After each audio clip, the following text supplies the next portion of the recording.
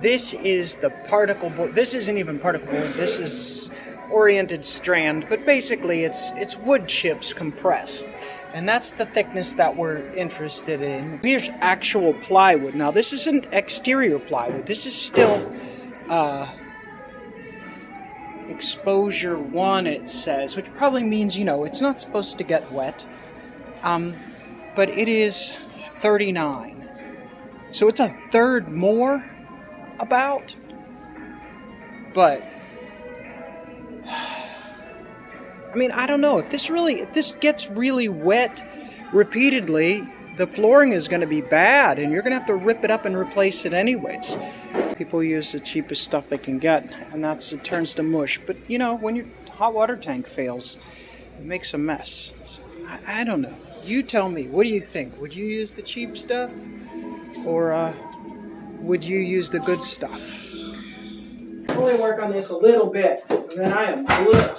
It is so yucky. Look, see, there's leveler underneath there. I don't know if there is under here. I don't know what this blade is going to do for this leveler.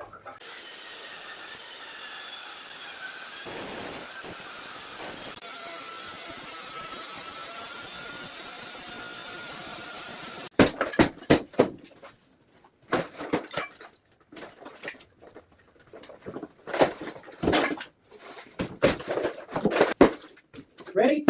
Go. All right. All too easily. My landlord's gonna love this.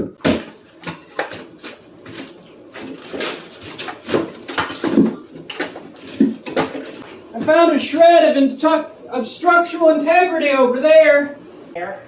You can do a plunge cut. We just get this rotating. The first cut is the deepest. Oh, I see what's happening here. There's a pipe down there too. I don't want to hurt it. So, oh, I don't even like touching that. I'm gonna have to go down there and get all that. Oh yeah, that's what you want to see underneath your toilet. Oh yeah, look. There's no water damage all over this way at all. No water damage over here. Perfectly dry. Oh yeah. Isolated. Probably not any mold over here either. Just cover that back up and pretend like it never happened. We can fix that with one sheet of OSB. Oh yeah, that's solid. One of us. One of us. You're gonna see this up close, so. Alright. This is not healthy. Okay? My garden doesn't grow things as well as this. This is bad, really bad. It's growing, it stinks. All that is just stinky, growy stuff. And clearly the tank is still a-leaking. I gotta get far enough with this floor that I can take that out, and then I'm gonna have to do something about those beams are bad. They're bad. Every one of them is bad. This is nuts. This whole room.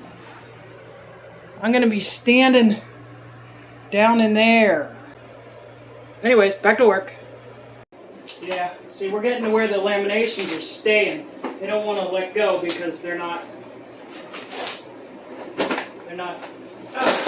damaged. That's a different story over there, but that's okay because we're doing this part for right now. Now we got it.